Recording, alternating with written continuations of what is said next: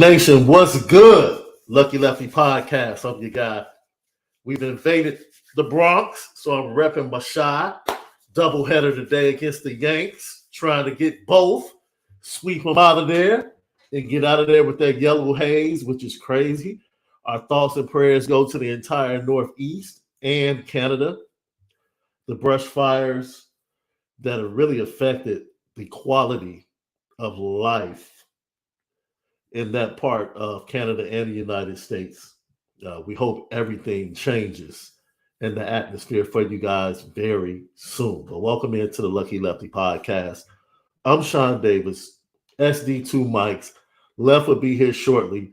Brought to you by Onora Whiskey, OnoraWhiskey.com. It is that premium American whiskey, OnoraWhiskey.com. And if you're going to drink, make sure that you do so responsibly. Look, today's show was earmarked to be all about Elijah Rushing being on campus, the importance of Al Washington getting Notre Dame to the top of the heap and closing the deal and bringing the Rushing-Scott tandem to Notre Dame, and then previewing the official visits this weekend for another big weekend of official visits for Notre Dame. And then Pat 40 just decides to just drop a bomb on college football. Just boom, right? Here you go. And for those of you may have not heard, Jack Swarbrick has decided to step down as athletic director at Notre Dame in the first quarter of 2024. So that's basically after the bowl game. I'm sure it's probably going to be around the final announcement will probably be after the college football playoffs, right? Because you have to tip your cap. He is one of the architects of the college football playoffs. That's part of his legacy. You have to give him credit for that, okay? The question of the day, as much as we talked about all of the negative things connected to Jack Swarbrick, when you look at the overall health of Notre Dame sports, do you feel good or do you feel bad about Jack Swarbrick stepping away? And ultimately, do you think he did a good job as athletic director? That's the even bigger question. Big picture, we know he doesn't have any national championships with the football program, but big picture, overall, how good of a job has Jack Swarbrick done as the athletic director? You know? That's something that bears serious consideration, right? Because an athletic director is not just judged by one sport. He has national championships, lacrosse, fencing, the elevation of the baseball program under his watch, football program, the hiring of Brian Kelly, which ended up being a great hire.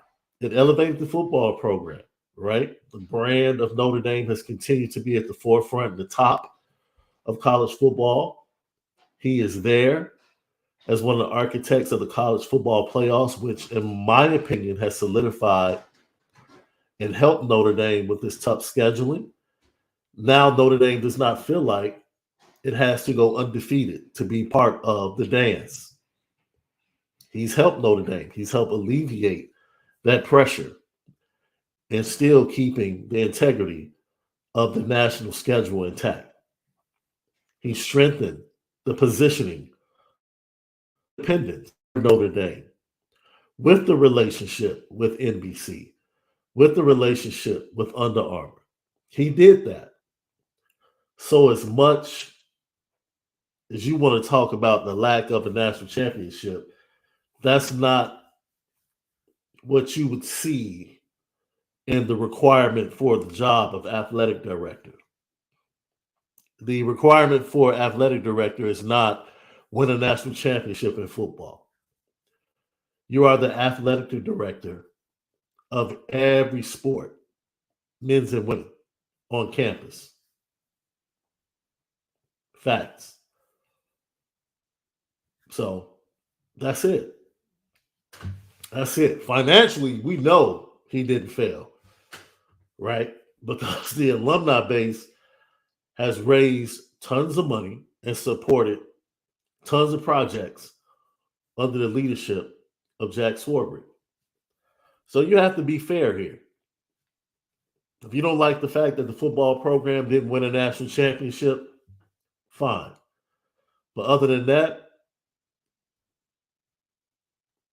he's done an incredible job. I can't think of men's basketball being respected the way it was under any other AD or any other time. Maybe the Digger Phelps era when he first arrived. Maybe when he started to get kids like LaFonso Ellis, David Rivers, Damon Sweet, Edgar Bennett. Maybe that run right there. But Notre Dame's men's basketball under Mike Brey for a long time was highly respected. ACC championships, Sweet 16s, Elite Eights. I mean, national championships, women's. You're looking now, the diversity in the hiring at Notre Dame, in the coaching positions. That's Jack Swarbrick. So it's very interesting. Apple Podcasts, YouTube, subscribe. That thumbs up, smash it for us. We appreciate all the views. Leave your comments. We respond to all. And don't forget, exclusively on CFB Nation, that's where the Lucky Lefty podcast will be starting in the fall. So search for CFB Nation on all your platforms, wherever you get your podcasts, especially Apple Podcasts and Spotify.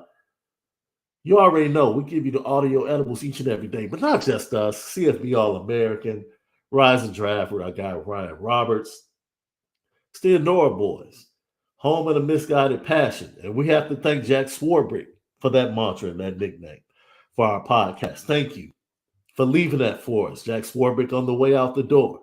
Home of the misguided passion, the Lucky Lefty podcast. You already know we spin it different. Let's get to it. Great article by Pat Forty. Did some research. So the hire is something that has been in the works, according to Pat Forty. And I want to read an excerpt here because his successor is a Notre Dame grad. He is a Georgetown law grad. He is now currently in the Notre NBC Sports Group. He is also a former teammate. Yes, he played for Notre Dame football.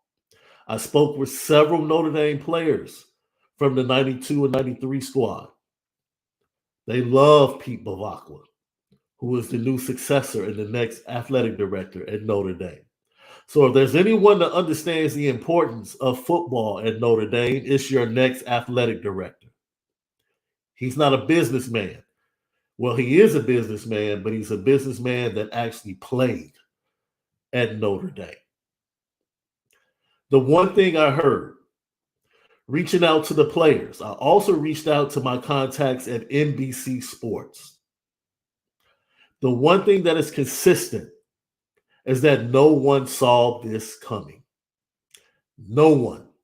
Now, we knew, myself and Malik talked about this. We said the TV deal and the apparel deal along with cementing the place in the CFP for Notre Dame moving forward with the expansion, is Jack Swarbrick's legacy. We said that, and we couldn't pinpoint an actual time when he would step away. But now the decision has been made. But we knew it was coming. Oh, this is coming. And it's going to be bookmarked by the decision of the apparel deal and the decision of the TV deal. We knew it was coming. I'll be honest, Notre Dame fans, college football fans, I think Notre Dame got outflanked a little bit because I don't think they really wanted this news to break right now. I don't think they wanted this news to break right now. They probably wanted to make it through the summer and maybe announce it right before the beginning of the season. Pete Bavacqua, as I said before, Notre Dame football player, his teammates excited, speak highly of him. They're just like, man, we didn't see this coming. And it made me think, with guys like Tim Brown and Mark Edwards on campus this week, were they part of discussions? Were they brought in? It's just the timing of it is interesting. Tim Brown, Mark Edwards, they both spoke to the Notre Dame football team this week. But this is a quote. Pete Bavacqua, this is what he had to say. This is a dream come true. With the exception of my family, nothing means more to me than Notre Dame. I don't have a memory in my lifetime, quite literally, where Notre Dame wasn't a part of it. At this stage in my life, I feel like everything I've done has prepared me for this. I didn't have a burning desire necessarily to be an athletic director, a burning desire to be the athletic director at Notre Dame. Pete Bavacqua, the next athletic director to succeed Jack Swarbrick at the University of Notre Dame. Pat Forty goes on to say that the exact date of Swarbrick's departure hasn't been decided, but it will be in the first quarter of 2024. That's what we said earlier. I fully expect after the national championship game, which hopefully will feature the Fighting Irish and Notre Dame, hoisting a trophy. You talk about walking out on cloud nine. Man, that's a Hollywood story right there for Jack Swarbrick. Can you imagine hoisting the trophy next to Marcus Freeman and walking out the door knowing that you've been part of setting up the TV and apparel deal as well? If you believe in Hollywood endings, you might want to pray for that, Notre Dame fans. It continues, as part of Bavacqua's transition into his new role, he will start work on campus July 1st of this year as a special assistant for athletics to Notre Dame President Reverend John Jenkins. Swarbrick will still have control over athletics while mentoring Bavacqua for several months. I hope I read that correctly, because he didn't say July 1st of 2024. So I'm assuming he meant July 1st of this year to start getting experience and understanding the lay of the land there in Notre Dame.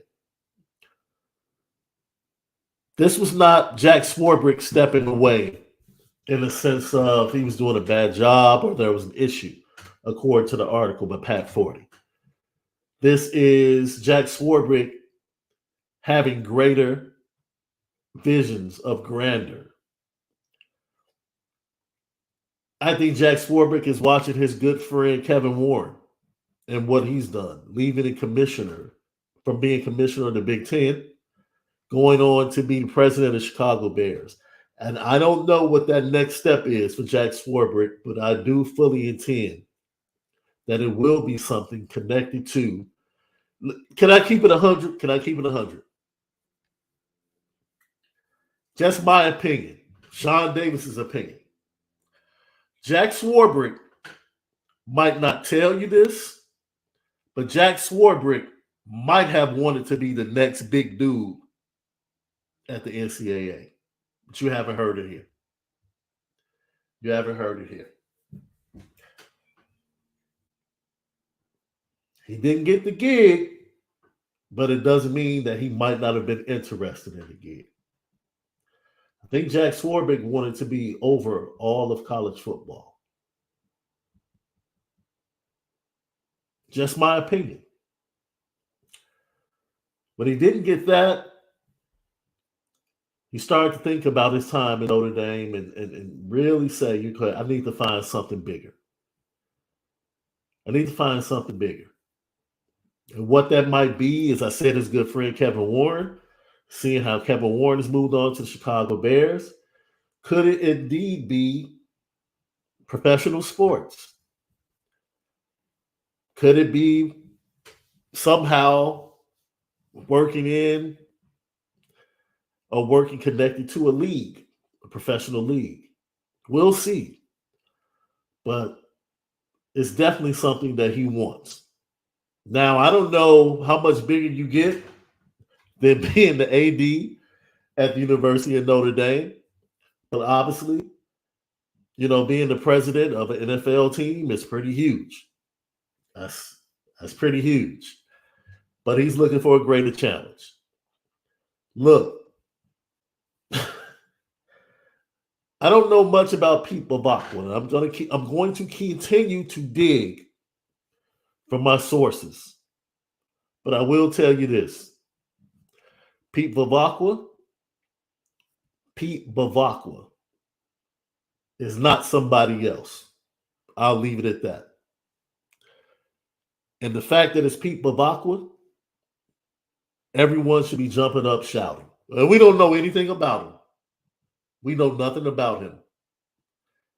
But I think we all can agree we're open to getting to learn him and learn more about him and giving him the opportunity to be the next guy at Notre Dame as athletic director. Now, Pat Forty summed things up by saying they've been having discussions for months. Father Jenkins, Pete Bavacqua, and Jack Swarbrick. Father Jenkins is also looking at his legacy. And his legacy he wanted to choose the successor. He wants to cement his legacy at Notre Dame. So they're tied at the hip, Jack Swarbrick and Father Jenkins. They're thinking about legacy. They're thinking about how they want to leave Notre Dame and the condition they want to leave Notre Dame in. So it's just pretty interesting because now let's get to what this means. We've already said, I'm on record with this. You go back, I already said Notre Dame's TV deal. This is on record on previous podcasts. Notre Dame is going to get, in my opinion, and this is what I was hearing months ago, 60 to 75 million in their next TV deal. 60 to 75 million. Regardless of whom the partner is. 60 to 75 million. That's the ballpark. It was easy to see that. I was hearing that months ago. The apparel deal is going to be very interesting. I think Notre Dame has outgrown Under Armour. I think they know that. Will they connect with the old partner in Adidas, Champion? Will they be bold and connect with Nike or Jordan Brand? That's an offing. But don't think for 1 minute that Jack Swarbrick is just walking away in 24 and he does not or will not have a hand in both deals. Because both deals are his legacy and very much a great part of his legacy.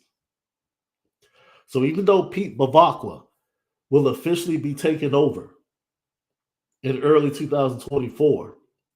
As Pat Forty said, he will still have Jack Swarbrick right there, getting him integrated into the position and consulting him. That's very important to know. That's very important to know. So I've already stated, what I heard months ago, where the ballpark would be for the TV deal. Pete Bavacqua is coming from where?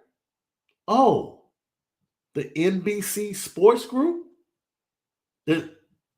Am I correct in reading that?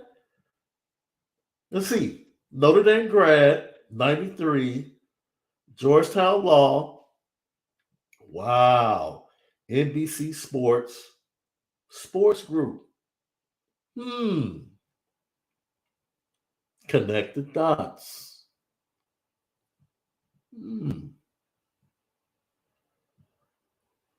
Okay. All right, NBC. You guys remember 3 weeks ago when we brought up the article of how NBC's deal with the Big Ten was kind of crumbling a little bit because of certain things and money that the Big Ten actually owed to Fox, and how the deal might not be as lucrative as you might think from the outside looking in because of the money the Big Ten owes and those schools still owe to Fox? I think at that time I mentioned, Notre Dame is still the powerhouse at NBC. That solidified it for me. Like, if you ever thought that Notre Dame wouldn't be the powerhouse at NBC because the Big Ten had come a calling, and by the way, that Big Ten schedule on NBC is absolutely trash. I don't know if you guys have seen it. That schedule is trash. Left, you there? I'm here. So now we start to connect the dots. It is easy to see. Oh, the successor is a Notre Dame grad. He's a lawyer, and he's also coming from the NBC Sports Group. TV deal is looking real good. That's right. That's right. TVD looking really, really good. TV deal is looking really, really good. I don't have to be a fly on the wall. I can just connect the dots here. That's right. We can see what's happening. Yeah. And we've been telling you here on the Lucky Lefty podcast, Jack Swarbrick is not going to be around much longer, but he's looking to cement his legacy. And the TV and apparel deals, there are 2 cogs in that. So I'm just telling you, man, Notre Dame is in good shape financially, bro. Don't let anybody tell you that the Notre Dame brand isn't real. Right. Oh, it's real. It's definitely real. All of those stories. Remember the stories like a year ago when Marcus Freeman first took over? It's like, Notre Dame, NBC might be tired of Notre Dame. Notre Dame doesn't have the same luster for NBC. Right. All right. Okay. Oh, NBC is going after the Big Ten. Notre Dame's TV deal and relationship might be in trouble. Oh, all right. Yeah. You can believe it if you want to.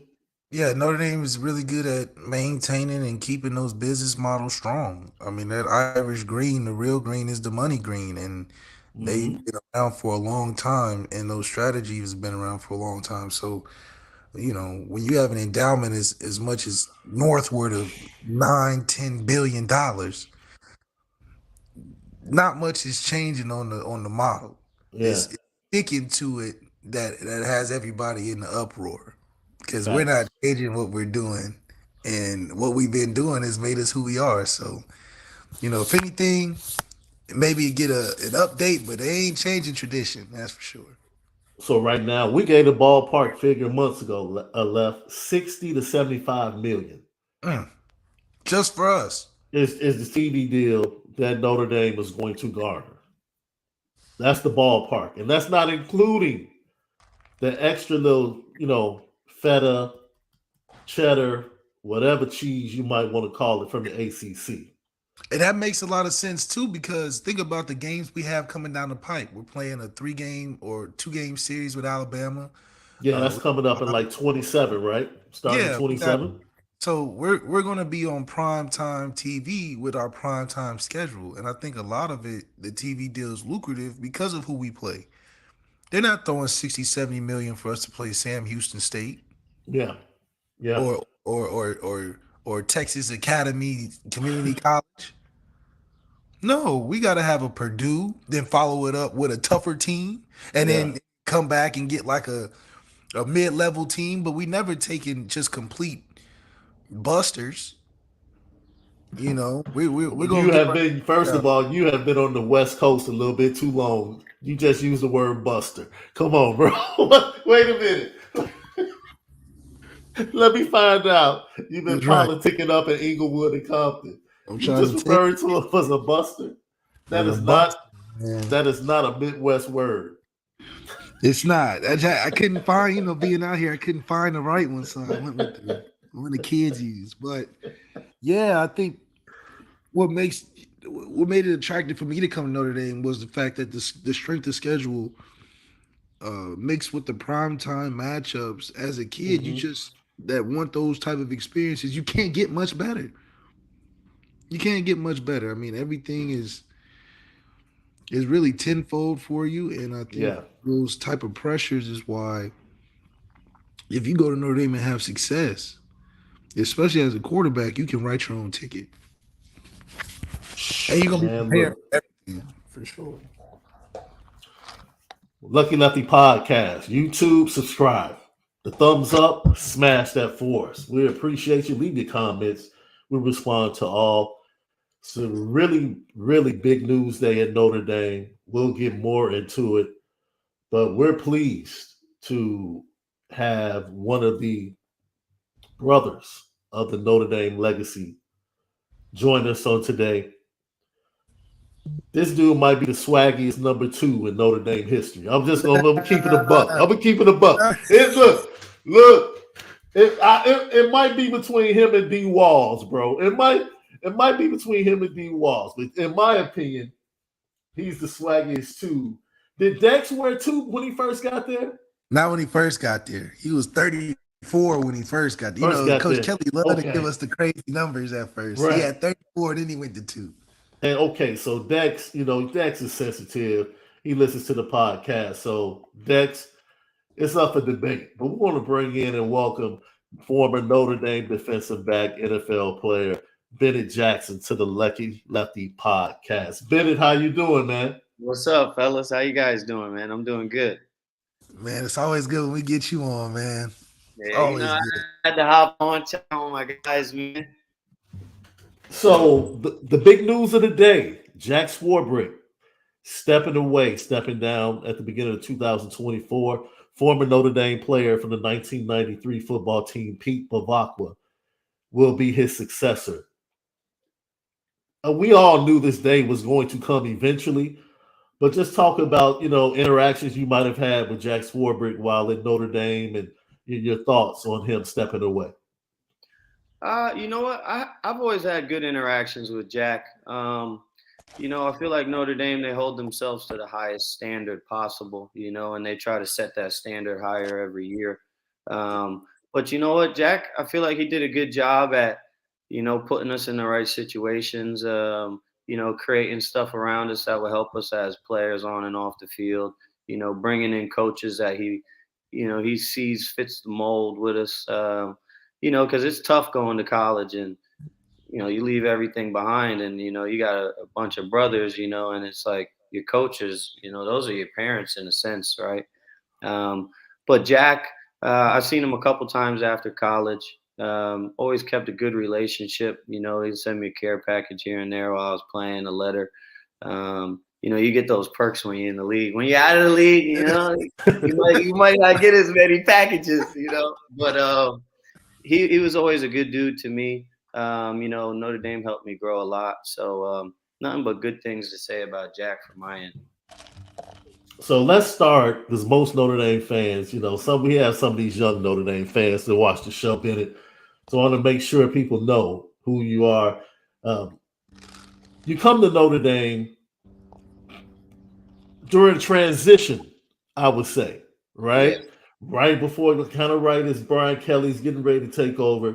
And then transition is almost a part of, your career there. You start off at wide receiver. You're known as a speedster.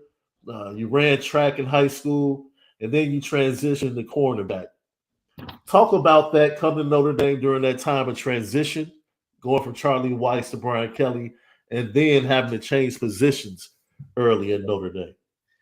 Um, well, the transition part was tough. When I got offered from Notre Dame, I didn't even know where Notre Dame was. Um, and then I got the offer. Obviously, I did a little bit more homework. So I was out in Indiana. Didn't know much about Indiana, but I was comfortable with Charlie Weiss and the coaching staff. They put a lot into building a relationship. For me, I chose Notre Dame because of the school. So, I cared about the coaches and who I was around. But when we switched coaching staffs, I wound up having Bobby Diaco as my defensive coordinator. He was my recruiting coach. He was from Notre Dame or he was from New Jersey as well. So we just kind of kicked it off. We had a lot of similarities, and I felt that comfortableness again because I knew that I would get along with him. I met BK, got along with him as well, and for me, it was more just the excitement of getting out there. I felt like I was the best in the world, So you coming out of high school, you're confident. Then when I got there, as a receiver, I thought I was going to play receiver in the league. And, I had 86, like Malik was talking about, BK will give you these stinky numbers on purpose. I had 86. I hated it.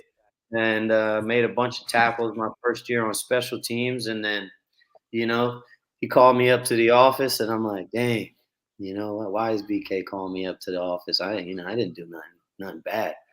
And he's like, hey, you're doing good at receiver, but, you're a physical 6-foot guy. I think cornerback would be nice for you.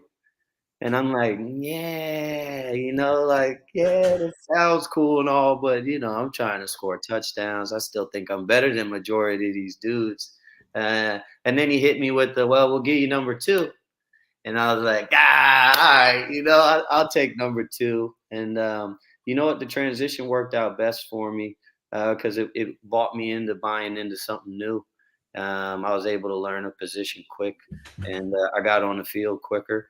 And I understand the game that was in front of me because I played it my whole life. And then I just took off at cornerback. I was learning a little bit each year. Got to the league, played cornerback 1 year, switched to safety, and kind of just rocked from there. Someone else, the Notre Dame fans, they look, Left, we talk about this, right? Cam Hart, similar transition when he gets to Notre Dame as Bennett, right? Comes in, think he's going to be a wide receiver, matriculate to the NFL. All of a sudden, Brian Kelly comes to him. You know what? We really need you to play defensive back. And not only that, we need you to be the number 1 defensive back for us, which is even crazy, right? Even crazier. Just talk about the difference because Cam has struggled to stay healthy. Like when he's been healthy, he's played really good. Yeah. But his struggle, especially with his hamstrings, have been like to stay healthy and some of his core muscles. Is it more difficult or more wear and tear as a defensive back than the wide receiver position? Because we just hope that Cam can stay healthy, especially his last year, and make an impact. Yeah, you know what? 60% of the game is staying healthy. It's tough because even in the NFL, it's 100% injury rate. And while you're growing up, you're still learning your body and how to really, navigate through certain things. Defensive back, I think, is more wear and tear on your body because we're sprinting, we're backpedaling, we're opening up. You get a lot of hip flexor issues, a lot of quad issues, a lot of hamstrings. And when in practice, when the receivers do a go ball, they come out. We run back to the line of scrimmage and we had to play press man again. So if you get the GPS tracker, which they do in practice, you'll see the DBs got miles. Yeah. and we're meant to be a little physical. It's a little more physical. Obviously, receivers, some receivers are still physical, but I think personally that DB is just a little tougher on the body. It's more change of direction, cutting and planting with a little bit more force. But for Cam, he's just got to figure out his body and try and stay healthy. I used to practice way too hard, and it got me better. But then eventually, I'm tearing down little by little. I learned as I got older to, coast where you can coast, go hard when you can go hard. Because at the end of the day, in college, you're fighting for that spot in OTAs. I'm thinking NFL. You're fighting for that spot in spring ball. NFL, you're fighting for that spot all the time. But the only thing that really matters is the season. So and you got to make it to the season to even. You got to make it to the season, man. Even get started. So go ahead, Lef. How much of a change was it for you once they was like, okay, I'm going to DB? How much of being a receiver before helped you when you in your transition? Did you have like better clues or hints to closing receivers' routes, or was it totally different where you had to learn how to backpedal from the beginning? Well, my backpedal was poo. It was bad, and I was just athletic and fast, and I just played the ball like I was a receiver. I would mimic the guy until I got my technique down. And then once I got my technique down, I just relied on my athleticism a lot of the times. And, it just started clicking for me, so. I want to know, take us into 2012 Stanford. Well, I was going to say, don't say that other game, man. We haven't talked about that other game. No, but look, you know what? We have to talk about that other game, Left, because let me tell you something. Malik is a true brother. Because you know how brothers, you can't say nothing bad about the other brother to a brother, right? So I've had conversations about that other game with Malik, and Malik's like, I'm telling you, like if things were different, like if certain things didn't happen going into that game, I'm telling you, things would have gone a different way. So I think the discussion needs to be had because Left is defending you guys to the end, talking about that wasn't the real squad that showed up that day. Oh, yeah. That wasn't the real squad. But so, you can't have an off game, No, you can't. You can't. But I want to go to the Stanford game. When you're down on the goal line, was it the same call all 4 downs? Because you came off the edge. I'm like, dude, if they go play action, Bennett is good. Yeah, it's over because Bennett is coming like with his hair on fire off the edge. So we had the same call all 4 times, but we had different adjustments based off emotions. So if I didn't have a receiver out to my side, the safety had the tight end if he released, and I had a free blitz off the edge.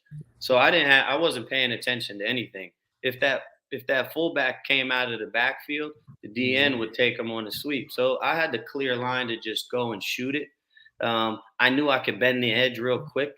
I hate when teams try to do this power right through the middle and you let everyone crash. You let the edges crash. I'm gonna meet you before you get there, unless you get right to the fullback and he's in. But luckily, I just got a little angle. We got a nice little pop up front, where I could just get down and slow him down initially, And I think I met him the first time with Manti, and then the second time with Manti and Zeke Mata.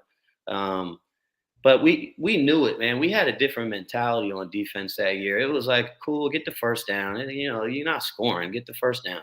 And if somebody would beat me, I would say, you know what? Cool. Now I got more plays to get a pick. I don't care. And it's going to be a better pick because I could run it back further. So that was our mentality on D, and we just bought into it. So we knew that it all relied on that right then. And we just did the all-out blitz, with our pickup schemes. But with that, it doesn't allow you much time, So even if somebody does get out, you're not going to have the time to get on your back foot and throw that ball. Everything's got to be perfect. But that was one of the greatest games I played in, man. It was electric. The stadium went crazy. The game was over right then. We knew we were going to the Natty. It was different. It was electric for sure. So compare the goal line stand versus Stanford to the goal line stand versus USC to solidify your place in the national championship. Well, the goal line stand for Stanford, they were both up there, but the goal line stand for Stanford, I think that I think we were a little more confident that we were going to beat USC with how we were playing in the game. Stanford had a tough back and he was running. Yeah, Um, he was huge too. yeah. USC, we kind of left them. We let them in the game a little too long, and then they got comfortable being in the game, and then they started playing too. But the difference with the Stanford game is once we won the Stanford game, we knew like, oh, we're on the way. We got one more, but we'll take care of that too. But we knew that we had a solid team with our back against the wall. We were in that first position and we were ready. We were able to get past it. So that was the difference. The difference with the USC game is now it was solidified and we knew. There was nothing that anybody could say. We were 12-0 and we're going to the Natty. So Lucky Lefty Podcast. We have our special guest, Bennett Jackson, on with us today. If you have a question, put it in the chat.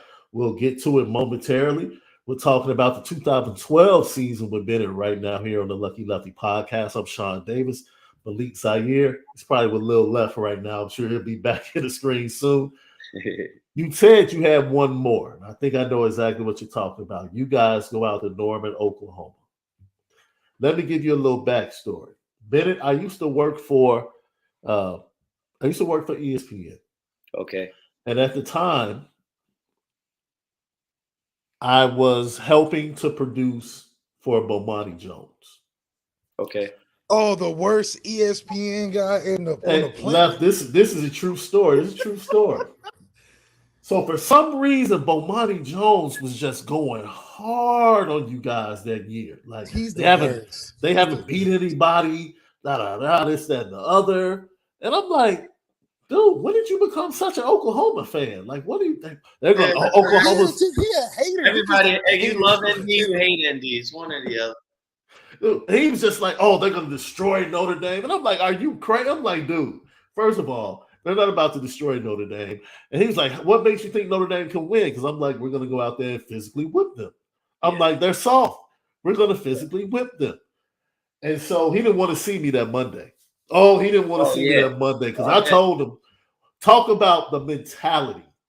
Because a lot of people nationally, even though you went to that game undefeated, really didn't give you guys a shot. It was almost like they were disrespecting just how physical of a football team you guys were and how mentally strong you were. It's like you just beat a top 5 team already earlier in the season. That's better than the team you're about to face. Yeah. But they expected you guys to lose by double digits. Let's talk about the mindset, the rallying cry, what did Brian Kelly say before the game, and just how things played out. So our mindset was really that on defense, we're going to wear you out. We knew that some guys had, a lot of talent, receiver or a good QB or whatever. We would make our game plan to still play our way of defense, but add a little bit support to where they had strengths. With them, they had a ton of guys over there. I mean, we had so much energy going into that game that there was no way you were going to out physical us. And the thing with ND is people don't think sometimes that you have all that talent that you do, because they just think, Notre Dame, you don't got the best receiver. Yeah, we do though, or you don't got the best O-line. Yeah, we do have the best O-line. Our quarterback's going to have time to throw the ball. And we just had the puzzle just fit together. BK got us going that year. We knew everybody doubted us. Nobody expected us to, win more than 6-7 games that year. But we just put it together, and in camp, we knew we had something special. It's a feeling when you already understand all the defenses, and now it's like, well, now we can work on, level 8, level 9. We don't have to worry about 4 through 6 and 4 through 7, and and getting chemistry. So with the Oklahoma game, we were battling at first, and then I just think that we knew that they couldn't push the ball on us too much, not consistently. They tried to do the fast speed. that was fine. We do that all day anyway. That's what we were doing that year for the most part, with the hurry ups and whatnot. But what it really was is they just started yapping and yapping and yapping early on, Yeah, and they're talking. lit us up. And then the receivers that were yapping the most, man, they had about 16 yards, and the running backs that were yapping the most, they probably had the same, So we just took it personal, and we were like, yo, this is how we put ourselves on the map. Everybody's going to doubt us regardless. So let's go out here and do what we do. It's always white noise outside, outside of everything else. And we just found a way to really buy in, top to bottom. Everybody believed. And, they say the weakest link, but we would push the weakest links to be the strongest links. Yeah. We had seniors and upperclassmen that were trying to help out the guys below. You could look at a guy and say, oh, he's a freshman, but he's going to play with us this year. I remember when Jalen Smith came in, and I looked at Coach Longo, and I'm like, get him off the freshman field and bring him over here. He looks like he could be our starting backer right now. Let's hurry this process up. And just having like that chemistry and that communication, I feel like that just helped us boost, our team camaraderie and really just everything. We were clicking on all phases. So I want to go back because we have to talk about the Pitt game. You can't talk about 2012 without talking about the Pitt game. You talk about Notre Dame fans almost having a heart attack watching that game. But I think that game for me showed so much mental strength that existed in that group because it was almost like Pitt came out and played the perfect game early. Oh, yeah. Like schematically, emotionally, like they came out, they hit first, they were running the ball down your throats, being successful in the running game, keeping you guys off balance. And then all of a sudden, when you guys needed to muster up something late in that game, you were able to do it and come away with the victory. Just talk about that game and what it took for you guys to come away with the dub. You know what? It's hard to come out full-blown energy, every game, every week, because guys are banged up. Some days you just might be in a little funk, but you got to get out of the funk. I think at a point we were getting not complacent, but we were comfortable with knowing that we could get out of, we won't put ourselves too deep in a situation, but if we let someone linger around, which we did a couple games, a little too much, these guys are going to play too. And they were running the ball on us. We were having issues a little bit early on. And then, we just kind of regrouped and we were like, yo, we're not playing how we play. Whatever we could put up 30, 40 points in a quarter. Let's go do that, and let's hold them to nothing. And as long as there's an ounce of possibility, hey, you have to stop them in these 3 downs and the offense gets one more down. We were cool with that. Because in my mind, I'm like, we're gonna stop them in 3. That's fine if the game's on the line. Everybody knuck up and let's go. And then the offense, hey, go do your thing. And our offense was clicking. So that game, I felt like allowed us to see, look, you can't come out flat because you could be and still lose, and now you're sitting there pissed off. So everybody handle your handle. Right now is the time for you to pull all, bring it all out, all energy, and be locked in. And I think seeing like the ups, you blow a team out, you struggle with another team, but you beat them. It just shows the resiliency and it builds confidence, And when guys are confident, they're moving around. Coming out of camp, you said that you just knew. I felt it was very similar for us in 15. We knew coming out of fall camp, we just wish the team would. What was that leadership difference coming out of camp in 12 and then coming out of other previous camps where you're like, oh, we'll be good, but I just don't know how good? Yeah. Well, you know what? Everett Golson was a beast when he was there. He just being able to scramble the way he did, he helped us out in a lot of situations. Where it would have been a little tougher to get certain first downs. We had great leadership, Manti, Zach Martin, Chris Watt, we had guys, Zeke Mata, we had tons of guys, Jamor Slaughter, all these guys that would always I say it like this: when you come in as a freshman, you appreciate the guys that are seniors that look out for you, and you remember them, and you're like, you know what, I want to be like that guy. I don't want to be like that guy. That's real. But when you get older, the guys that the seniors, they had a good relationship. You're like, let me be like that to these young guys, or let me be better than them and help these young guys out because it's going to make us better. You're not going to take my spot anyway. That's my mental at least. But I'm going to help you get right so that when it's your time to go or if something happens, you're ready to go. I just feel like the momentum in camp that year, I felt like we had it a little bit the next year too, but we lost Everett, that following season. I thought our defense was clicking, but, we lost a few guys and, we lost Manti. It's just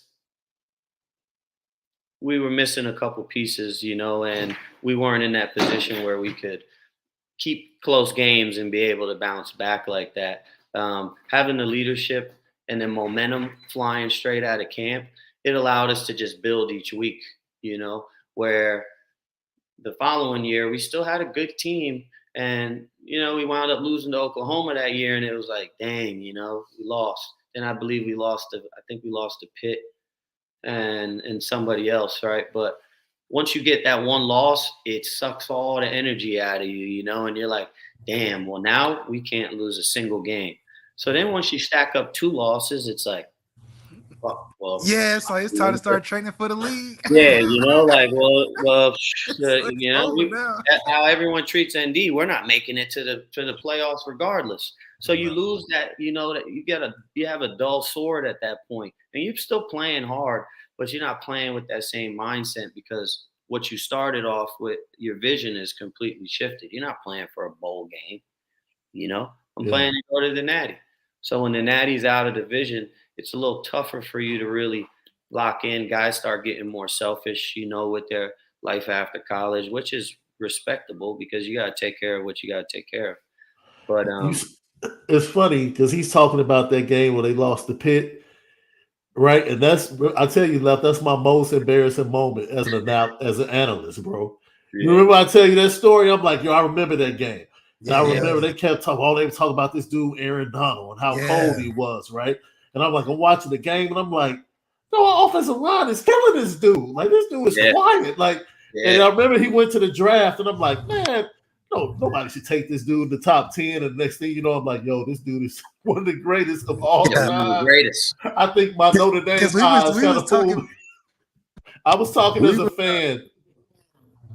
We were hype on Sheldon being the poor man's Aaron Donald at the time, and then we played him, and then it was just like, yeah, he's like that because we was like Sheldon about the same size, whatever. And then Aaron Donald's Aaron Donald, and then Tua got kicked out of that game early, and I was like, oh, okay, it's one of those things, It was rough. It was Lucky Lefty podcast. So we have to talk about it.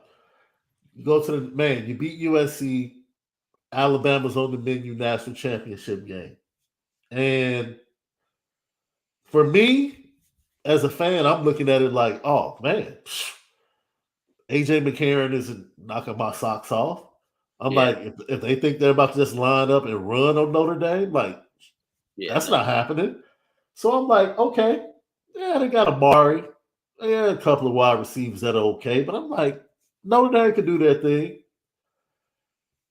And then you guys come out in the first series and they try to run at you, and it was like Stonewall. And I'm like, all right. And what happened? Because we know the story of everything that led up to that game and what was going on. Like, just lay it out for the fans. Truly, the distraction, what you guys had to deal with, and as your brother has feverishly defended. If the real team had shown up, the real Notre Dame team from that year had showed up, how different would that game have been? So that game, you know what? I feel like the energy of that whole atmosphere was insane. People are mobbing the streets. There's people everywhere. Your family, friends, everyone that is in love with you. That, they're boosting you as high as they can. we did have a couple situations with, a couple teammates where, some side distractions.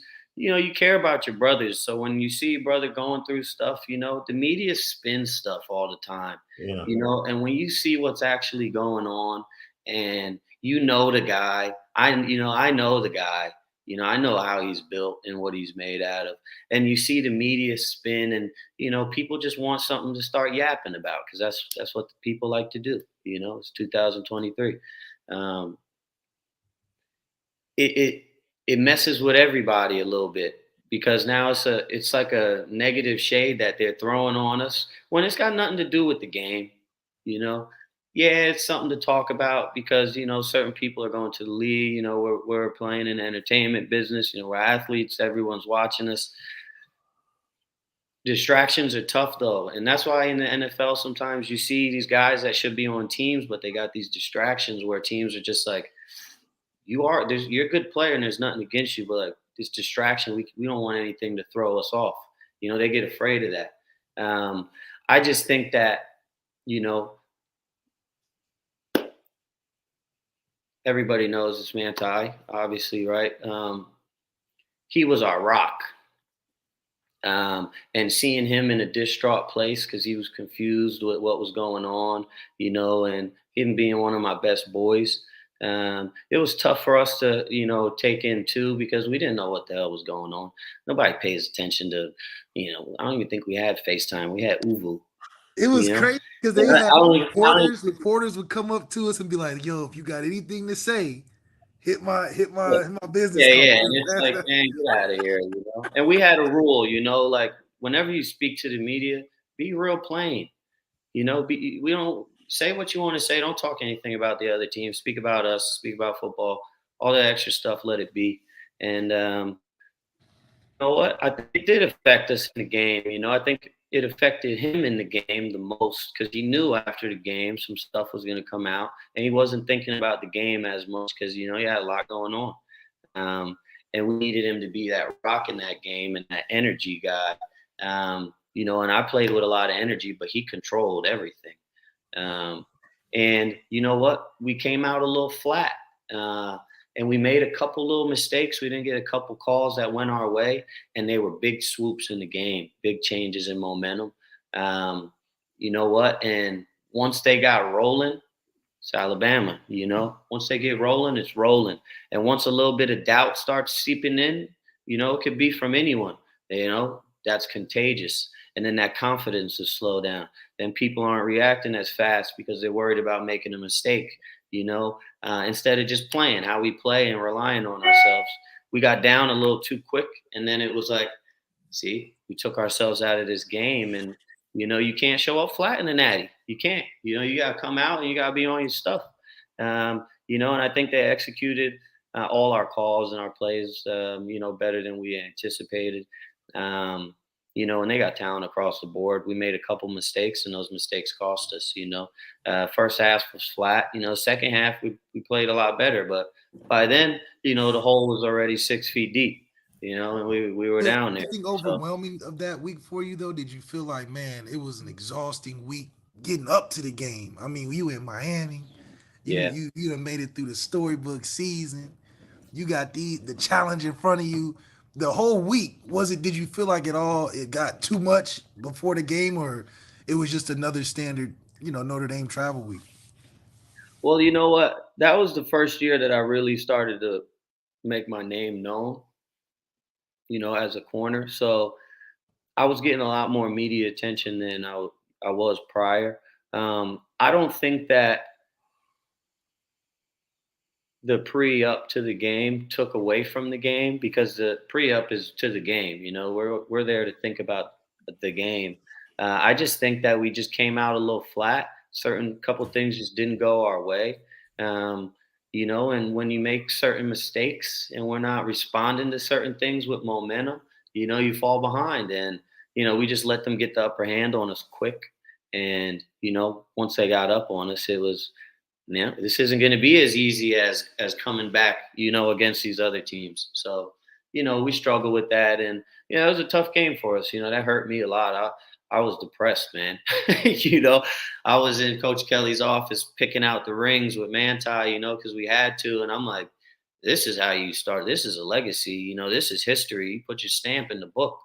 Um, and you know what? Maybe the stage was a little too big for some people, but I didn't feel like it was too big for me and a bunch of other guys. But you know what? The outcome was the outcome, you know. So speaking factual, you know, they got us. They just got us that game, you know. And I had to hear that for the last 8-9 years in the league. Every time I got Alabama, freaking teammate, you know. So, but did you see the run that they would eventually go on coming out of that game? They Like when was you still on the played run though. Hold on, wait. They was still on the yeah. run, right? no. My point is like they still had more to go because that team, yeah, dude, Nick Saban totally changed. That was still heavy run, defense first, play action with AJ McCarron. They weren't going out getting big time quarterbacks. Nick Saban transitioned into a totally different style and was still able to win national championships. And I don't think a lot of people thought that Alabama would be able to do that, in my opinion. Well, you Because know I what? think I feel like that it's was just the like, second one, right? That was the second national championship at Bama. yeah, Yeah. yeah. I think it's like Clemson, you know, they caught a run and they were hot. Yeah. You know, when you're winning, guys want to go there. Guys want to transfer there. You know, their senior year, you're not getting in freshman. You're getting in, you know, a five-star senior that's going to go to the league. That's going to help you out. And with Alabama, it was just reloading. You know, guys were gone, but you know, some guys wouldn't play until their senior year, so they were hungrier than ever. You know, when some guys might have took certain things for advantage, you know, because they played for 3 or 4 years. You know, it's all about the intent. I feel like you got in your mindset, but I could see them going on the run just because they were probably the most stout team I played against across the board. You know, there wasn't really we got to help this guy out over here. It was you're on man to man by yourself. Where we would be like, hey, safety, you know, lean over, backer, slide out a little bit, you know, and they just had great coaching. And I could see, I'm not saying I expected them to go on this crazy run, but I did not expect it. You know, you knew you would have to see him again if y'all was to get to that point. You know, yeah. I wanted them again. That was my focus. The next year was Natty and Bama, like Natty, Bama. Just let me play Bama again. You know, we didn't get that up, obviously, but you know, the whole experience was life changing, man. You get to meet a ton of great people. You get to network. You know, the Notre Dame network is insane. I don't think people really realize it until you utilize it. And you know what? It helped me grow as a person, you know, trying to get to the highest point and then failing, you know, and then pushing and trying to bring my career to the highest point, having injuries, not, you know, I guess failing in a sense, right? Yeah.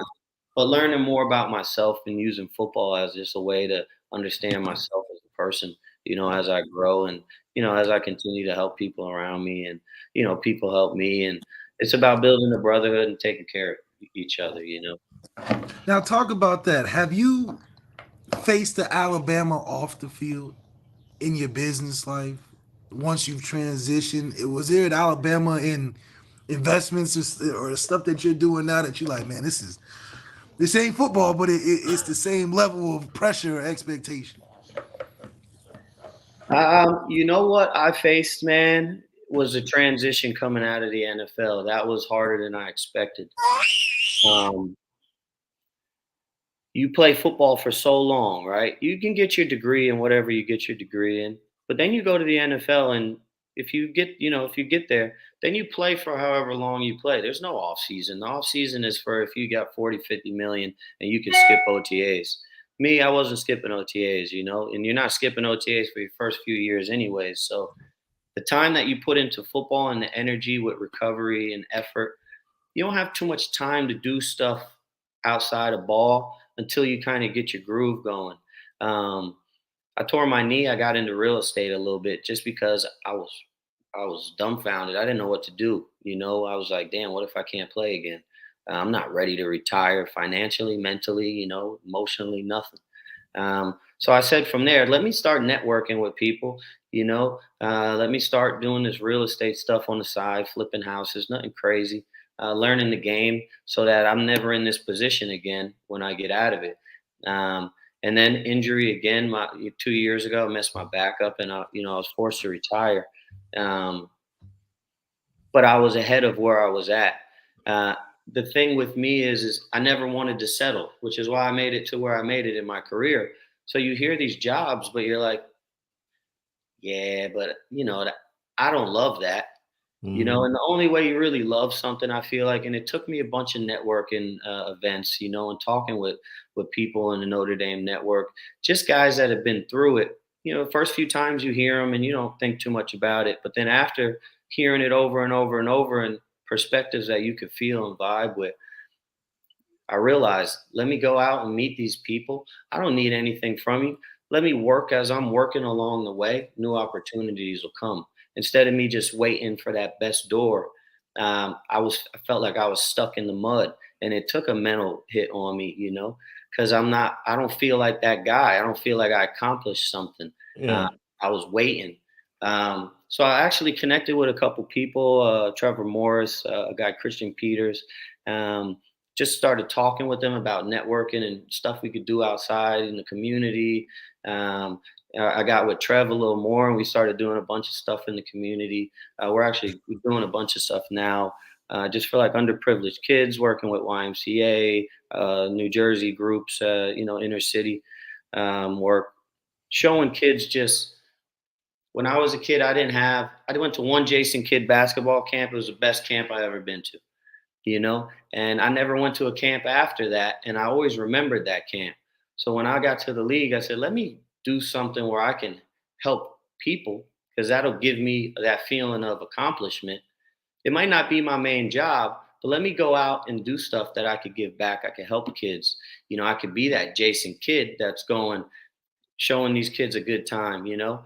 Um, and in that process, I'll meet people along the way, because people just want to see you doing something, and they want to see you doing good, and they want to see you Yeah. have good energy, you Yeah. know? Um, so the What transition was the toughest for me, for sure. what is that adrenaline rush? Because you talked about real estate. I remember when I got my first two flat, Bennett, back in like the early 2000s. And I'm like, yo, I remember being at the closing and I'm like, yo, like this is crazy. Like Yeah, yeah, I actually got it done. And then being a landlord was kind of like after 2 years, was like, you know, I have to get up, drive to the city, take care of things. yeah. Then I was like, yo, I want to just get to development or flipping where I can just do what I do and walk away from it. What part of it, as you have gone and grown through real estate, what part of it, if any, has given you that exhilaration that you might have experienced in sports, even if it's not equal to, but in its own way, it's found you, and that's what you've locked onto and say, yo, this really brings me joy now.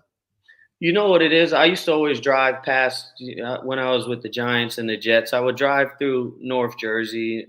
I'd see all these crazy apartments, and I'd try to look through the window and be like, "Dang, that looks crazy inside." You know, I'm used to my little dorm room, or being on in South Bend with, you know, a little stinky house down the street. Um, so as I got some money and I realized, you know, I'm in a different circle of people. Um, I like the flipping, taking something, turning it into what you wanted to. Because I would always have a dorm room or an apartment that I leased. And I'm like, I can't knock this wall down. It's not mine. But if I knocked that wall down, that would look sick, you know? Mm, So when I got into the flipping, I just love that the part that, okay, I could buy this house for, you know, nothing, put a little bit of money into it, make it mine, and then you know, it's appealing to somebody else because they're willing to bid more. It's almost like you're an artist in a sense. You know, you make a painting, and that painting's special to you, and then someone that painting's special to too, and they're like, and it makes you feel good. So the flipping part was cool for me. I liked doing that. And then as I just learned a little bit more about the real estate game, through networking and talking to people and just, working as I go, little bit at a time, I started getting a little more into the rental game, seeing how much houses go up in New Jersey, especially. I'm just like, you know what? It's better than my bank account because the house is going to go up. And if it's in my bank account, I'm going to feel like I can go buy this and go buy that. And then before you know it, my bank account's in half. And I'm like, dang, I should have bought that house, Yeah. So that's the feeling. I guess buying something and making it your own, and then seeing and feeling that, okay, I could do this. When I was younger, I never thought I'd be buying and building houses. We were struggling to stay in our house, So Facts. having the opportunity to do that and bring my family around it and see them, and as I got knowledge, shed some knowledge on them. And the thing is, that was probably the most impactful to me is I mentioned it to a bunch of people. Nobody wanted to get involved. They're just like, yeah. So I'm like, all right, I'm gonna do it myself. I had one of my buddies go in with me. First flip, we profited $80K, which was a good flip for us. It was our first house. We did a lot more than we should have. We could have probably profited more. But after that, marketing it and showing people the finished product. Now all of a sudden your phone's going, and people are, oh, that's sick, man. Like, yo, congrats. Hey, can I get in on the next house? Or hey, can I get in with this? Yo, can you talk to me about this process? So it was more of like we put the work in when people weren't really expecting us to do much, and nobody knew where this would turn out to be. And now we got a good thing rolling and, people want to get involved. So that's probably the feeling that of accomplishment of achieving something, working towards something with a mind and goal and, and getting it. Physically, are you picking up anything else? Are you going to do boxing? You going to do some CrossFit, jump out of planes? Because, there's still a physical component that you probably are missing now that you're done after playing for so long. Yeah. You know what? I've been dealing with my back for a while. After I retired from the league, which it stopped me from doing a lot of the stuff that I wanted to do. Working out kept me locked in mentally and physically, helped me feel like I was accomplishing that day. Because when you're training, all you got to do is crush your training for that day. And, that's your work. Good. You're on a high. Mm-hmm. So you go, go do anything at that. So, for real. So, my back's starting to get to the point where I can do a little bit more. I'm just not at the point where I could, go full out and do the stuff that I want to do. But I've been doing light boxing just for cardio and, jump ropes and jogging. I got into biking for a while just to clear my mind, and it's like active recovery. As you're tired, you just keep pedaling and it's like, you're constantly telling your mind's telling you to stop, and you're constantly telling your mind I could keep going. And I feel like that transitions over into the, plenty of different, alleyways and, different, just differences in life in general. So not too many hobbies. I took a year off. Now I got 2 big dogs. I'll take them on a walk.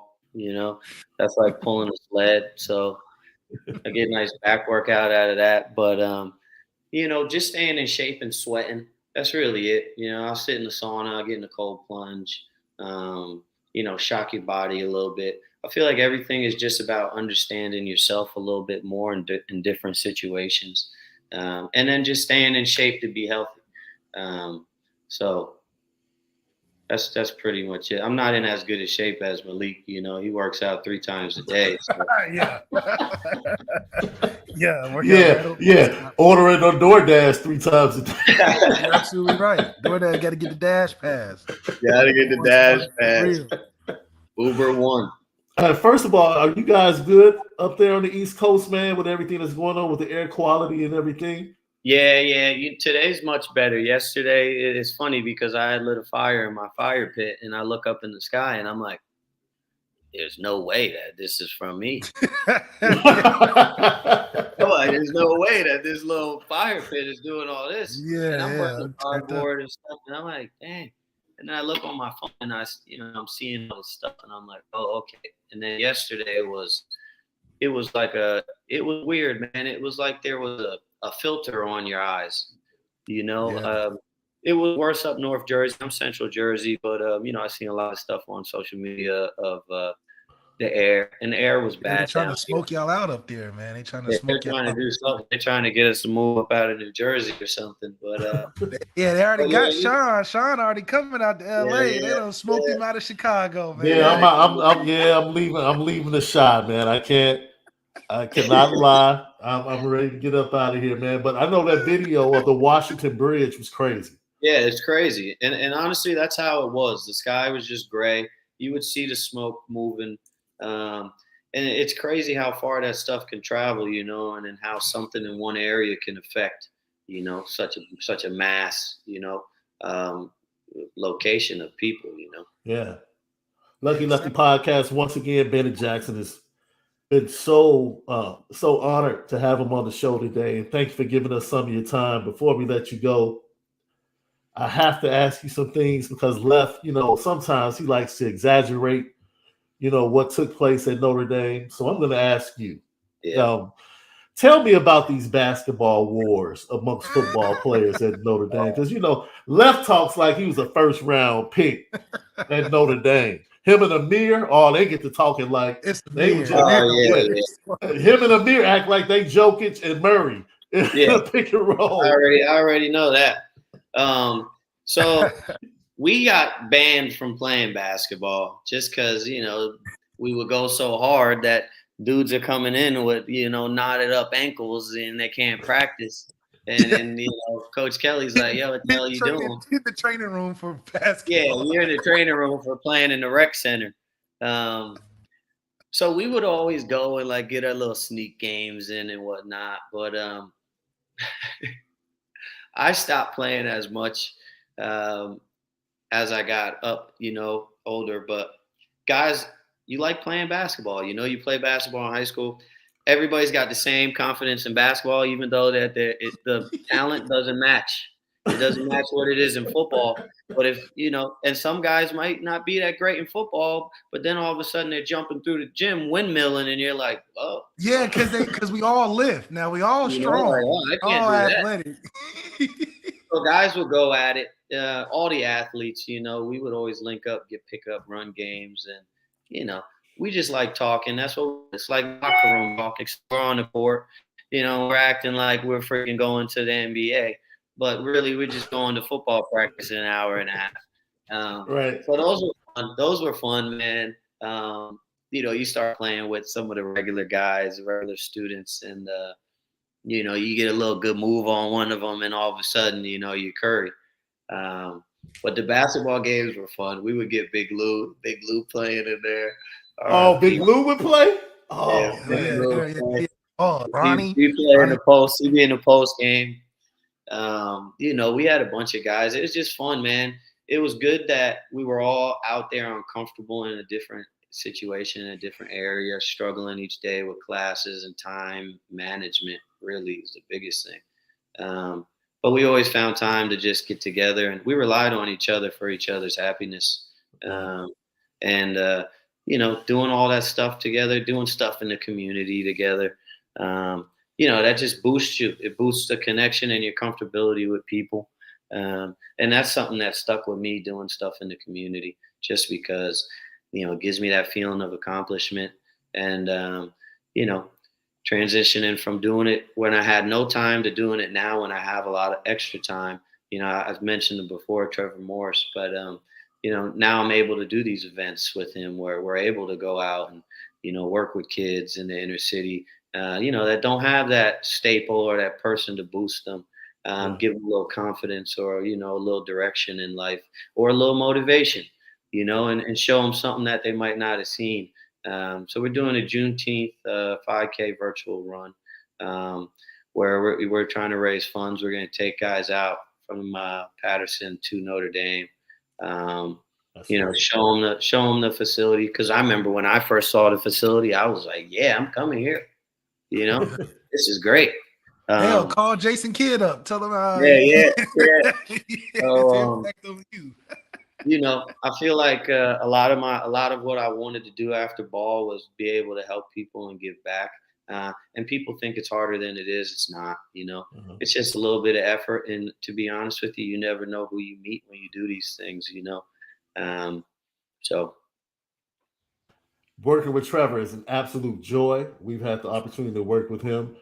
And once again, let everybody know those dates and times of what you guys are going to be doing with the kids in Patterson for So we're doing Juneteenth. virtual. We're doing the virtual 5K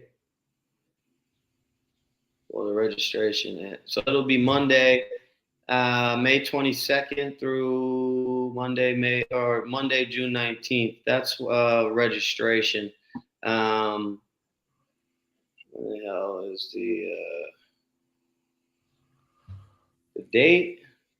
I don't know why I don't have it right here. Yep. For those that are interested, you can go runsignup.com, runsignup.com. The June virtual 5K is $10. You can sign up. June 19th. Yeah. Anywhere you like. And it's June 19th. As you said, you can register now individually or bring a group. And all proceeds will go to help with the costs associated with bringing in deserving students from underdeserved communities out to the University of Notre Dame to have a tour and get to it. Like you said, where would you be in life right now if you didn't come and see Notre Dame? Just think about that, Bennett. Like, to be able to see it, experience it, and how it blessed you on the field. But once you were able, you talked about how tough it was leaving football in the NFL.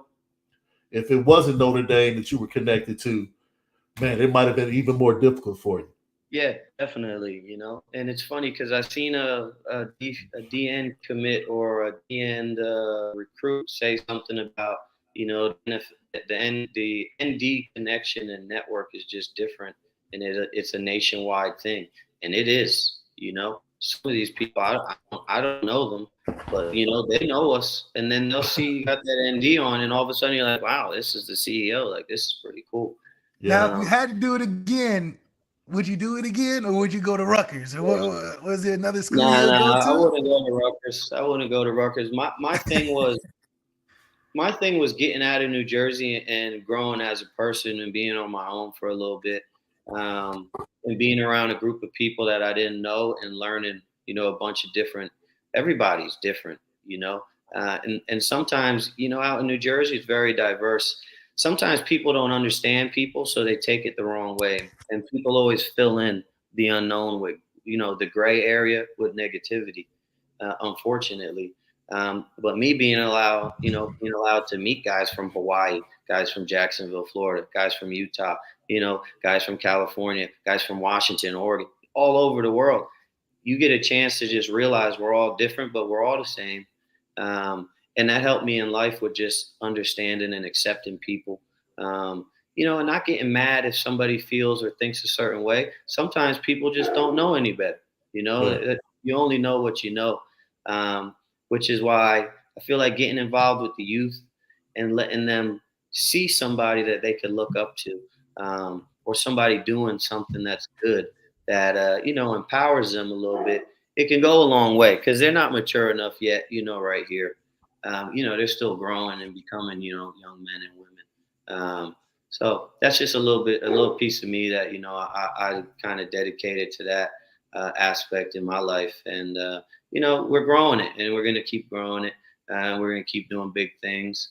We're going to represent Notre Dame, the best way, and we're going to represent ourselves. So You're very sensible. You're a sensible Notre Dame man. I know that already. Just talking to you has increased that for me. So I need you to give me your top 5 NFL quarterbacks, because I can't depend on this dude, Malik. He's so emotional and connected. Emotional. We're talking current though. Current NFL quarterbacks. Give me your top NFL quarterbacks. Because Brady is gone now. He's retired. Right. I would say top 5. Mahomes. For sure. I don't know if this is in order fully, but Mahomes is probably 1 anyway. Let's see. Mahomes, Josh Allen. Woo! What? I've seen Josh Allen escalate his game, and I've seen him run somebody over and get up and walk over him and walk back to the huddle. If your QB does that, I'm amped. You know, so I like his style of play. You're amped, but he on wait. Okay, Wait, let him finish. Let him finish. I played against him a few times, and I just like the way that he plays. So I'm gonna say Mahomes, Josh Allen. I know he's young, but I think Jalen Hurts. I've been a fan of him since he transferred. I think the way he carries himself and what he does and how he echoes his vision and his perspective to his teammates. He has them all buy in. So I'm gonna throw Jalen in there, and proof's in the pudding. He took him there. Burrow. Burrow came in and the Bengals were stinky for a while, and Burrow came in and got active. He's smoking cigars in the locker room. I'm like, do you think, man? I always said you could be cocky if you're working as hard as me, or you're working harder than me. What can I say to you? Yeah. If you checking the box, you checking the box. And then 5, somebody's going to say something to me because I'm probably going to say a name because I can't think of anybody. You still got Lamar left. You still. I'm going L-Jack, Lamar for Okay. sure. I played with Lamar. Tackling him in field, you're going either 1 out of 10 or 0 out of 10. And he plays hard as hell. He's not sliding. He's not running out of bounds. If he sees somebody talking crap to the corner, he's going to say, yo, all right, I'm going to throw it to you, And I seen him develop from his rookie year up. Always was cool with Lamar. Just a solid dude, worked hard, didn't come from much and, still humble and appreciative. So I'm going to definitely go with L-Jack just because he's the best running quarterback by far. It is what it is. I'm glad that he got paid because he deserves it. And I don't think the Rams team would be the same without, L-Jack there. So I'll probably go Mahomes, Josh Allen. I'll go with Lamar, Burrow, then Jalen. I told you. I knew he was sensible. I knew he was sensible, Left. I knew that defense. That second guy running people over. I'm like, yeah, he's a defensive guy. Yeah, that second guy you mentioned. That's energy, If Malik ran somebody over on the sideline is going crazy. Man, I want the guy that's gonna win the Super Bowl. That's what I want. That's what I want. That's what I want. Tom Brady ain't win the Super Bowl every year. Matter of fact, there's only one quarterback on the list that has a Super Bowl.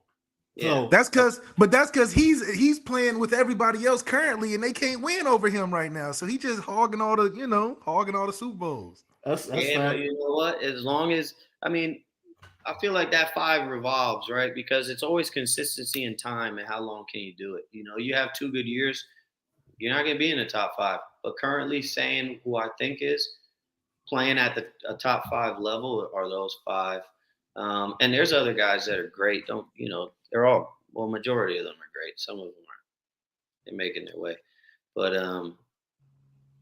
it's tough, man. As long as you're consistent and you keep doing it, it speaks volumes because it's tough. It's hard to stay healthy in the league. You're getting hit by big dudes all day long, And even if they take care of you, you got the best treatment, and everything, and people give you massages, a torn hamstring and massage, it ain't doing too much,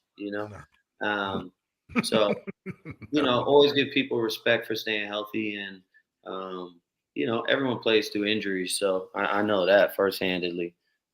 So just good to see guys go out there and ball out and collect the check. Really, getting hurt is trash, man. Last thing, is trash. Explain the mental gymnastics you got to play with yourself.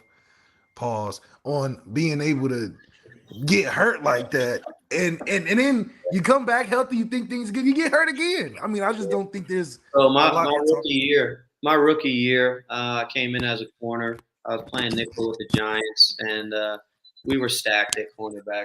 I was doing good though. I was making my way up, where I was confident that I would either make the team or make practice squad, and I knew I was going to play. It was a matter of time.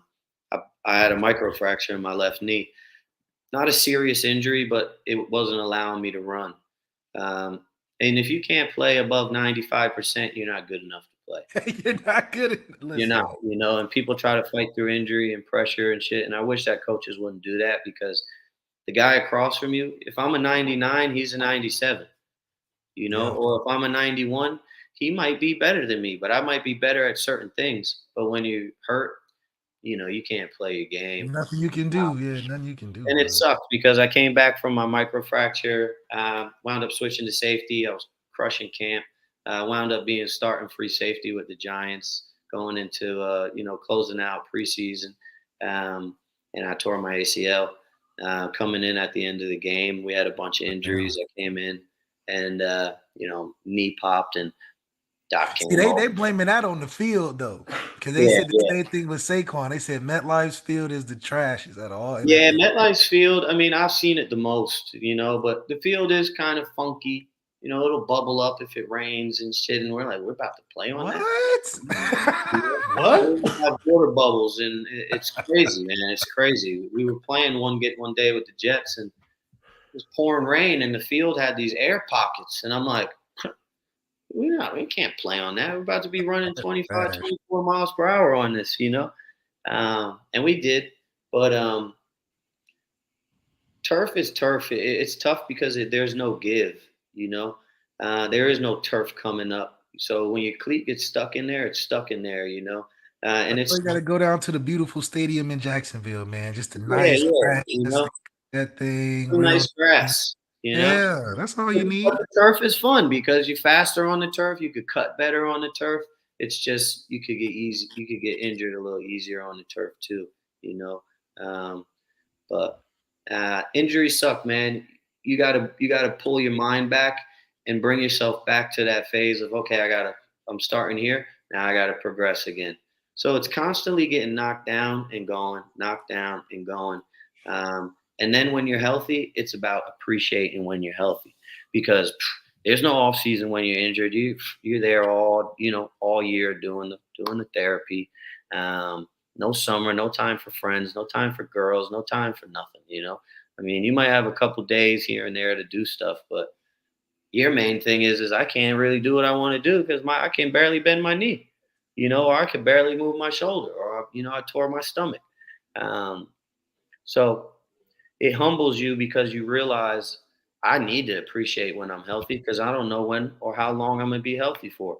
In the league, I would love, if I was healthy, I'm like, you better go to practice and be happy. There'll be a time where you go to practice and you got 2 quad contusions and a sprained calf, and you're feeling like, you just numb running out there. So the mental game is everything, and it's all about how you find your motivation, what drives you, what your why is. Everyone says what your why is, but what really pulls that out of you, when you don't want to do it. What's at the bottom of the pot when you go down there and, and you're like, well, this is why I do it for, and this is why I got to do it. When you got something like that that's pushing you, it could be anything. It could be yourself, own motivation. That's what drives you when you're in those dark moments when you're like, damn, man, now I got to watch everybody. This was my time. My ACL time, that was my time. I was like, that's my op. I'm gonna be starting in my home city. I'm gonna go crazy. It's just the anticipation for it probably is like worse when you can't get there. Yeah. You out for the year. Sad to sit out for the next year as well. Wound up getting on with the Ravens, and I was balling.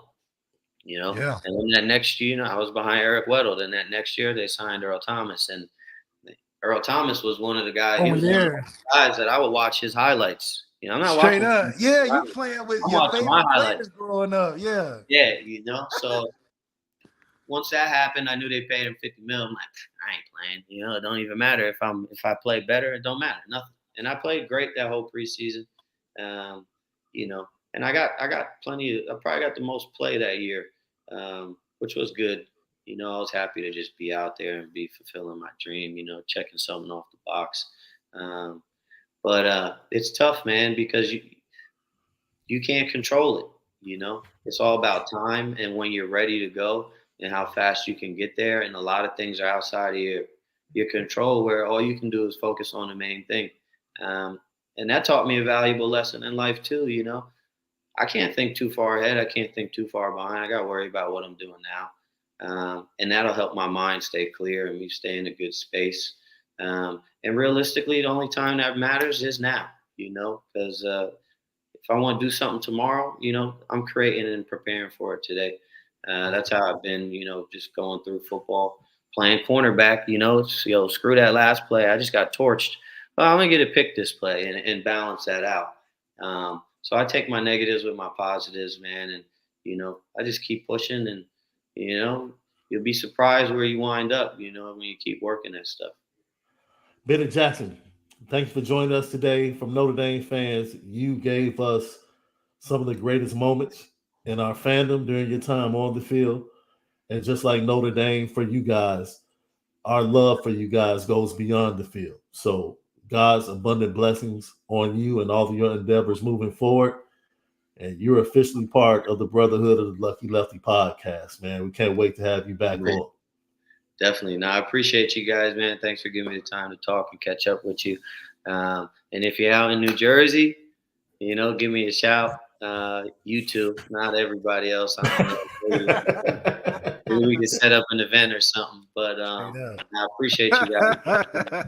And don't forget, June 19th, the Juneteenth virtual 5K, runsignup.com. Runsignup.com. Bennett Jackson, we appreciate you, my brother. I'll definitely, the moment I hit New York, I'm like, Malik, what's Bennett's number? We got to link up. Yeah, man, I got you. You just ask Malik, he knows. All right, bro. Take care, man. Have a great week. All right, fellas. Appreciate you guys. Later. All right. Lucky Lefty, that was Bennett Jackson right here on the Lucky Lefty podcast. That's a dope guest, bro. And he gave us an hour. Yeah. He gave us an hour. A great conversation about his time in that 2012 season, just the brotherhood, and then talking about his love. Let me tell you something, Left. I want to get back into it because I stepped away from the real estate. I'm starting to get the bug again. And with the way the numbers are looking out there in California, that might be why I'm starting to get the bug again. I'm looking at the numbers and I'm like, okay, if I can get in on these numbers right here, this might be the place to be. Solid. It seems like it's an area where a lot of development and flipping is going on. But I know Detroit is hot as well right now. Mm-hmm. Get something for 3-bedroom, 2-bath for like $900. Man, it's crazy. But this is Lucky Lefty podcast. Elijah Rushing left before we get out of here. Is on campus. Have to give you a moment. The combination of him with Justice Scott would be a home run hit on the defensive line for Al Washington. And I'm going to give you the opportunity just to break down this film. Elijah Rushing, big time defensive end. Tell me what you like about this kid. One of the best rush ends. I think one of the top 5 rush ends in the nation, according to all other recruiting platforms. Oh, we've watched him before, right? He had like some crazy tip pass or something. Yeah, we saw his sophomore film early on. This is his junior film. Yep. Okay. Yeah, I've liked this kid. I think he has the athleticism you need to be an elite pass rusher at the next level. When you're long and lanky like that, you definitely have the tenacity that he brings, and it makes it tough for a tackle at the next level in college to be able to adjust to. Are you a speed? You're a power guy. You're a guy that is trying to use moves, and to have that similar quality in him, you think a lot of like a Romeo and Julian. And how those guys were just super strong, freak type of athletes that could cause havoc in the backfield. I think Romeo was a lot like our Will Anderson in a lot of ways, from just being that physical presence, and this kid can do the same. He definitely is at that end position. He's not a kid that's going to be doing too much linebacker, rush in, stand up type of thing. Put his hand in the ground, let him go get the quarterback. And when you have this type of length and athleticism at that position, it's only going to go up when you match him with a Al Golden and Al Washington and a Marcus Freeman. Let me tell you something. You get this young man with Justice Scott, I won't say a word about Al Washington for a month. Look, he'll shut me up for a month. Easy. Go get him. Just go get him. And having him on campus, and he was the one that tweeted out that his visit was starting this morning. Have to be excited. I'm excited because Notre Dame's back in the mix. For a while there, Notre Dame wasn't even part of the conversation with this young man. Yeah. Al Washington found a way to get back in the mix and found a way to get him on campus for an official visit. That's enough said. That's enough said for me, I like to see it a lot, man. And we getting them dogs in. Getting them dogs in. His comp, you know who his comp is? He's very much like my boy Simeon Rice, bro. Just the way they move, the length of the arms, the height. He reminds me of Simeon Rice, bro. Simeon Rice. He reminds just the arms, the way he moves. He reminds me of Simeon Rice. And if he's anything like Simeon Rice and he can get to Notre Dame, yeah. Yep. That's a great get. All Elijah Rushing. He is on campus at Notre Dame. And hopefully, Tucson and the Arizona batch of talent can once again bless Notre Dame. Arizona gave us Benjamin Morrison, bro. So I'll take another big time. I'll take another big time talent from Arizona. So, Left, what did you think about last night's game, Left, before we get out of here? Last night's game, man, it just sucks because I think it's as a pure basketball fan, I think you would love this series, but as a person that checks in on the NBA playoffs and likes it when it's towards the end anyway, it's just hard because you can't instantly grab the stars that you recognize so much and be like, oh, I'm gonna just go for LeBron because he's LeBron. Now you got to watch the game and be like, man, this is a masterful basketball on both sides. You got great coaching from Eric Spoelstra and Mike Malone, combined with players that are very unselfish, superstars. If this is what the league is going to turn into, it feels like how those Euro leagues are, where they're two really good teams in the Euro championships, and it's no big time stars, but it's good basketball. And with all these foreign players becoming more prominent as the premier guys, and their skills being more valued than just dunking over people or shooting it from behind the line, I think this is transitioning to a more skillful game. And, it's exciting. I mean, Jokic is definitely separating himself with these ridiculous numbers. I mean, I don't think you'll see another repeat overall performance in the playoffs like that for a while. So it's greatness on a different level for sure. Man, let me tell you something. That's a bad boy. That Nikola Jokic, man, hey, bro. Hey, man. Brother, that brother did get You know what I dislike about Jokic?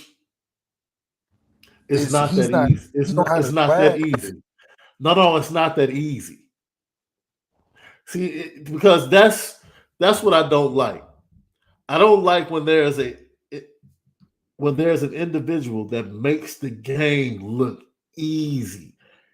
I know how difficult it is to play at that level and be a superstar at that level, and he makes it look so easy. And ladies and gentlemen, I promise you, it's not easy to walk out there and get a triple-double with 30 points. That's not easy. He had 41, 21, and 10, like, bro, what he's doing, like the touch on his shots, and oh man, and look, Jimmy Butler, stop embarrassing us, man. Yeah, stop. And I understand you're going through something emotionally and you're not 100% physically, but it's the finals, bro. Yeah. Come on. Effort cannot be an issue in the NBA finals. But I said 5 games. I think they're going to win the next 2 games because they're just better. They're This just a is the better better team, team. man. I was thinking about it last night. The better team is Denver, but the sexier series would have been Lakers Miami. 100%. You know what I mean? Yeah. Lakers Miami would have broke all types of finals viewing records. People would have been flying to both locations trying to get tickets and go to the game or just to be in the midst of everybody that was there. It would have been fantastic. But the best team in the NBA is the Denver Nuggets. For sure. Without question. It's the best team, best constructed, best bench. They just, and then they It's got the the best Denver players Nuggets. right now. Yeah. And shout out to Mike Malone, who his father, Brendan Malone's a long time assistant in the NBA. One of the key assistants on the Detroit Pistons team that constantly beat the Chicago Bulls until they were finally able to get over the hump. So his coaching bloodline runs long and it's to be respected. It's to be respected. Once again, June 9th through 11th, big time weekend coming up, official visits. Carter Nelson is in town. Hopefully he still makes it. He just came from Georgia last weekend. Elijah Russian made it to campus.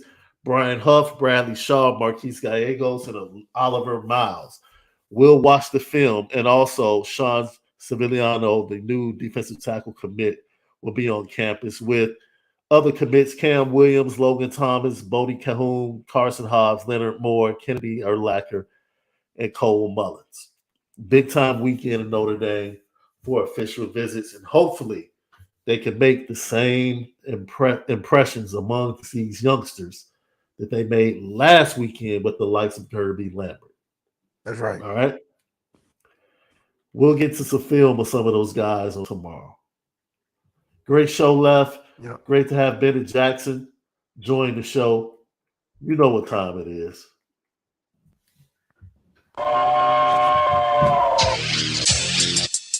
Petticoat, petticoat, petticoat junction. It's time to get petty. Oh, we did a good job executing. Are you upset with something? And fire up the Petticoat Junction train. I just don't like you. You don't? No. What is today's petty history? Petty Junction.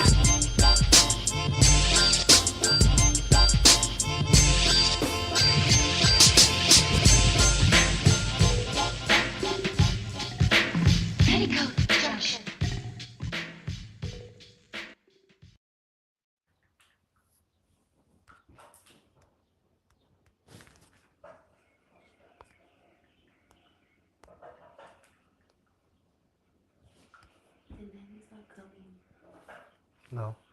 Okay. We're going to throw Zion Williamson on the petty train. Him and this little triangle. This foolishness that's going on. Listen. I don't know what. Look, man. He's 22. What do you mean? He's just living a 22-year-old life. Except it's just publicized because of social media. He got $100 million. But this is a prime example of what happens when you give a 22-year-old from Duke $100 million. He's doing everything that he probably was thinking about growing up, all the little stuff. Because think about it, $100 million, you number one pick in the draft. It's probably a bunch of things that you aren't being told isn't a good idea because you got $100 million. So who are your OGs? Who are the people around you? Because that's what matters for him. Hey, man, let me take my hat off for a second. Man. And I didn't take my hat off to tip my cap. Let me, hey, Zion, leave both of them alone. Facts. Leave them both alone and take care of your responsibilities. But neither one of them is it. Neither one of them is it for you, man. This foolishness, this back and forth on social media, clear sign. Neither one. Neither one. Neither one. Hell, your shirt you had at your baby shower should have told you. Man. I'm not Yeah, here I mean, so I don't get yelled at. And the young lady, like, I don't know if she knows this, but like you're giving out details of the exploits as if dude's about to look down on Zion. Like you wasn't saying that. Emojis, bro. He just need to be around some emojis. Like just saying all type of super stuff. Like you weren't saying that when you were blind in my eye. Like what? Oh gosh, yeah. She don't know. You like know. You think you're embarrassing him? Like people are looking at you like she's really making herself look bad.